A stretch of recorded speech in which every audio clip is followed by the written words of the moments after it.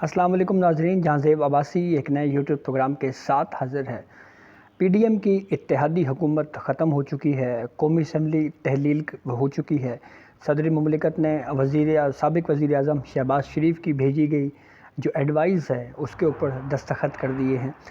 لیکن یہ 16 ماہ جوڈیشری کے اندر کیا کچھ ہوتا رہا، آج کی اس ویڈیو میں ہمارا موضوع یہ ہے، اس کے اوپر بات کریں گے۔ تو سب سے پہلے تو بالکل یہ کلیئر کٹ ہے کہ یہ 16 ماہ کی جو اتحادی حکومت تھی، اس اتحادی حکومت میں بہت زیادہ کرائسس ہم نے دیکھے، اور اگر یہ کہا جائے کہ جوڈیشری بالخصوص سپریم کورٹ آف پاکستان ایک لحاظ سے میدان جنگ بنا رہا تو یہ اصطلاح شاید غلط نہ ہوگی۔ کئی مرتبہ فل کورٹ تشکیل دینے کی استدعا کی گئی، ججز کے اوپر عدم اعتماد کا اظہار کیا گیا، ہم خیال ججز کے بینچز تشکیل دینے کے معاملے کے اوپر اختلافات بہت واضح رہے، جوڈیشری کے اپنے اندر اختلافات بہت کلیئر تھے۔ اس کے ساتھ ساتھ ججز اپوائنٹمنٹ کے اوپر اگر بات کی جائے تو اس معاملے کے اوپر بھی عدلیہ کے اندر بہت زیادہ اختلافات رہے۔ تو سب سے پہلے آپ کو بتاتے ہیں کہ ایگزیکٹلی ہوا کیا، اور جو اختلافات ہیں جوڈیشری کے اندر اس کا آغاز کہاں سے ہوا۔ تو جناب، سب سے پہلے سپریم کورٹ آف پاکستان میں جو اختلافات کا آغاز ہوا وہ آغاز ہوتا ہے 63A کی تشریح سے متعلق۔ یعنی یہ وہ کیس تھا جو سپریم کورٹ آف پاکستان میں پاکستان تحریک انصاف کی حکومت لے کے آئی تھی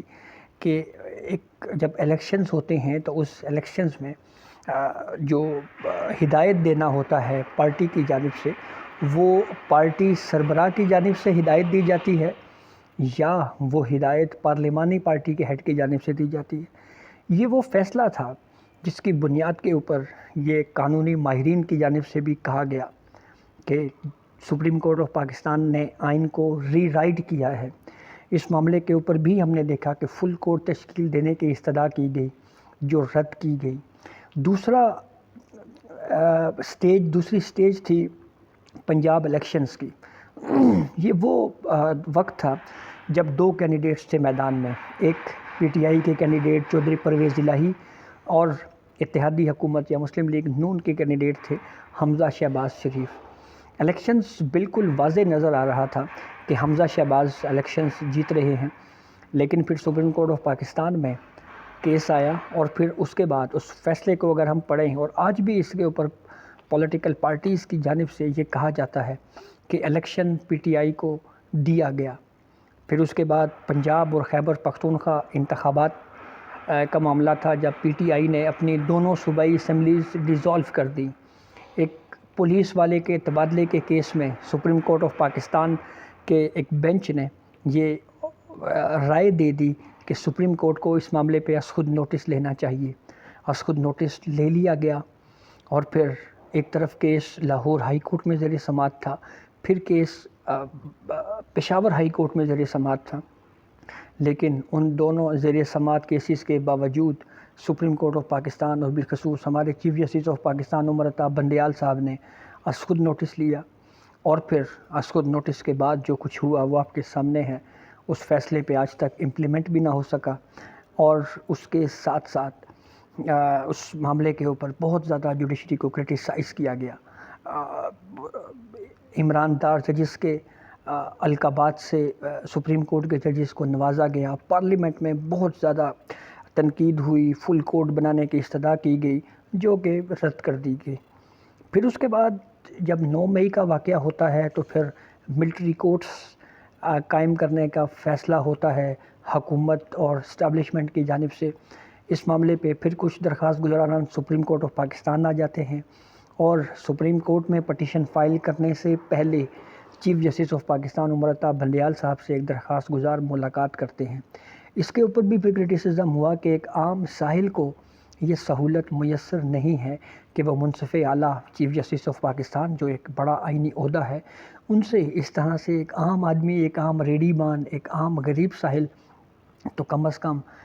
پٹیشن فائل کرنے سے پہلے ملاقات نہیں کر سکتا۔ لیکن یہاں پہ ملاقات ہوئی، کیس فکس ہوا، وہ کیس ابھی پینڈنگ ہے، آپ کے سامنے ہے صورتحال۔ اس پہ بھی فل کورٹ تشکیل دینے کی بات کی گئی، جوڈیشری کے اندر سے آوازیں آئیں، فل کورٹ نہیں بنایا گیا۔ پھر اس کے بعد جناب پریکٹس اینڈ پروسیجر بل جو ابھی قانون بننا تھا کہ آرٹیکل 184(3) کو سپریم کورٹ نے استعمال کیسے کرنا ہے اس معاملے کے اوپر، جو مجوزہ قانون تھا اس کے تحت 3 رکنی کمیٹی بنانے کی بات کی گئی، یعنی head chief justice of Pakistan اور 2 موسٹ سینئر ججز، یہ 3 رکنی کمیٹی مل کے ڈیسائیڈ کرے گی کہ آرٹیکل 184 کے 3 کے تحت کوئی پٹیشن سپریم کورٹ میں آئی ہے اس کو انٹرٹین کرنا ہے یا نہیں، اور دوسرا از خود نوٹس لینا ہے یا نہیں۔ یہ اختیار بھی اس لاء کے تحت سپریم کورٹ کو دیا گیا۔ سپریم کورٹ نے ایک مجوزہ قانون کو معطل کیا اور پھر ابھی تک وہ کیس پینڈنگ ہے۔ پھر اس کے بعد جناب اس پہ بھی فل کورٹ بنانے کی بات ہوئی، نہیں بنایا گیا۔ اچھا، اس دور میں ایک اور جو 16 ماہ اتحادی حکومت کے رہے، اس میں ایک اور بڑی اہم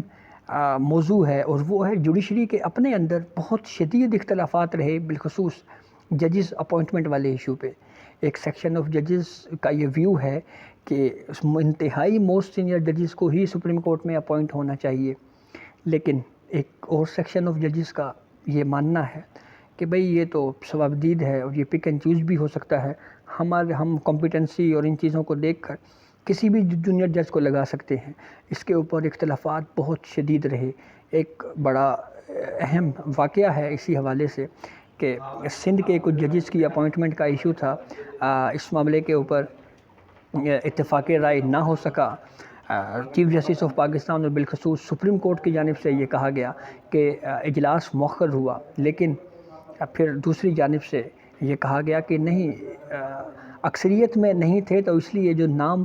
کنسیڈر کیے گئے ان کو ڈراپ کر دیا گیا، اور پھر نوبت یہاں تک آئی کہ پاکستان کی ہسٹری میں پہلی مرتبہ جوڈیشل کمیشن جس کی کارروائی ان کیمرہ ہوتی ہے، اس کی پوری ریکارڈنگ کو ہی چیف جسٹس آف پاکستان نے رول نرم کر کے، رول ریلیکس کر کے پبلش کر دیا، میڈیا کو دے دی، اس کی پوری آڈیو ریکارڈنگ 2.5-3 گھنٹے کی۔ اس کے اوپر پھر اختلافات جوڈیشری کے اندر سے اٹھنا شروع ہوئے کہ چیف جسٹس آف پاکستان نے یہ اختیار کسی جج سے مشاورت کیے بغیر یا جوڈیشل کمیشن کے کسی ممبر سے مشاورت کیے بغیر اس قانون کو نرم کیا، اور پھر اس کے بعد یہ آڈیو جو ہے وہ پبلک کر دی گئی۔ اس کے اوپر بہت زیادہ اختلافات رہے۔ پھر اس کے بعد ججز کی اپوائنٹمنٹ کے بعد ہم آتے ہیں جناب آرٹیکل 184(3) کے تحت جو اختیار سماعت کے تعین، اس کے اوپر بھی بہت زیادہ اختلافات رہے۔ ججز کی جانب سے لیٹرز لکھے گئے اور یہ کہا گیا کہ اس معاملے کو سیٹلڈ ہونا چاہیے، لیکن chief justice of Pakistan Umar Ata Bandial اپنے اس ویو کے ساتھ کھڑے رہے کہ roster of the master chief justice of Pakistan ہوتے ہیں اور وہی بینچز بناتے ہیں، اور انہیں کی ہی ثوابدید ہے کہ انہوں نے کب آرٹیکل 184(3) کا استعمال کرنا ہے اور کب نہیں کرنا۔ پھر ایک اعتراض بہت زیادہ ہوا جوڈیشری میں کہ جی یہ ہم خیال ججز پر مشتمل بینچز بنائے جاتے ہیں، لائک مائنڈڈ ججز پر مشتمل بینچز بنائے جاتے ہیں۔ اس کے اوپر بھی بہت زیادہ بات ہوئی، پارلیمنٹ کے اندر بھی بات ہوئی، اور ایون ہم خیال ججز کی ٹرم سے پارلیمنٹ آگے نکل گیا، اور یہ بھی کہا گیا کہ یہ جو ججز ہم خیال ہیں یہ ہم خیال ججز نہیں ہیں، بلکہ یہ تو عمران دار ججز ہیں۔ اس طرح کے القابات سے بھی سپریم کورٹ کے ججز کو نوازا گیا۔ پھر یہ بھی بحث رہی پارلیمنٹ کے اندر کہ عمران خان کے لیے خصوصی ریلیف دیا جاتا ہے۔ بالخصوص آپ کو یاد ہوگا کہ جب اسلام آباد ہائی کورٹ میں عمران خان پیشی کے لیے آئے اور وہ اریسٹ ہوئے رینجرز کے ہاتھوں، رینجرز بھی وہاں پہ موجود تھے، پٹیشن سپریم کورٹ میں آئی اور سپریم کورٹ آف پاکستان نے کلاک کو ریورس کیا، تو اس کے اوپر بہت زیادہ تنقید کی گئی کہ عمران خان ایک ملزم تھے اور ایک ملزم کو سپریم کورٹ کے ججز گیٹ سے انٹری دی گئی اور ججز گیٹ سے ہی ایگزٹ دی گئی۔ اس کے اوپر پی ڈی ایم نے سپریم کورٹ کے باہر دھرنا بھی دیا، کنٹینر لگایا گیا، تقاریر کی جاتی رہیں chief justice of Pakistan Umar Ata Bandial اور سپریم کورٹ کے خلاف، اور ان تقاریر کی آوازیں کورٹ روم کے اندر بیٹھ کے کوئی سائل، کوئی وکیل یا کوئی صحافی بآسانی سن سکتا تھا۔ تو یہ وہ ایک کرائسس کا دور رہا جس میں ہم نے دیکھا کہ جوڈیشری اور حکومت، اتحادی حکومت آمنے سامنے تھی، کرٹیسزم بہت عروج پہ تھا، بیچ میں ثالثی کی بھی بڑی کوششیں ہوتی رہیں، میڈیشن کی بڑی کوششیں ہوتی رہیں، مذاکرات کیے جائیں پی ٹی آئی کے ساتھ، یہ باتیں بھی بہت زیادہ ہوتی رہیں۔ پی ٹی آئی کو سپریم کورٹ کی جانب سے یہ مشورے بھی دیے جاتے رہے کہ آپ دوبارہ اسمبلیوں میں چلے جائیں، لیکن انہوں نے نہ مانی اور پھر آخرکار وقت سے پہلے اسمبلی ڈیزالو کر دی گئی ہے۔ اب انتخابات میں تاخیر کے حوالے سے بھی باتیں ہو رہی ہیں، لیکن اس کے ساتھ ساتھ ایک مرتبہ پھر اس طرح کے بھی اشارے مل رہے ہیں کہ الٹیمیٹلی یہ معاملہ پھر سپریم کورٹ آف پاکستان میں ہی آئے گا۔ تو دیکھنا یہ ہے کہ یہ صورتحال کس طرف جاتی ہے اور کیا ہوتا ہے۔ تو جوڈیشری کے اپنے اندر اختلافات جو ہیں، کیا وہ 17 سپتمبر سے پہلے ختم ہو جائیں گے یا نہیں۔ 17 سپتمبر کی ڈیٹ کی اس لیے بات کی جا رہی ہے کہ 17 سپتمبر کو نئے چیف جسٹس قاضی فیاض عیسیٰ آ رہے ہیں، اور جب وہ آئیں گے تو اس کے بعد کیا جو یہ اختلافات ہیں وہ ختم ہو جائیں گے یا نہیں۔ تو یہ بھی ایک اوپینین دیا جا رہا ہے کہ جسٹس قاضی فیاض عیسیٰ جب چیف جسٹس آف پاکستان بنیں گے تو کافی مشکل یا کروشل دور ہوگا ان کا۔ تو لیٹس سی، دیکھیں کیا ہوتا ہے۔ یہ اب تک کی اپڈیٹ تھی جس سے ہم نے آپ کو آگاہ کیا۔ بہت شکریہ۔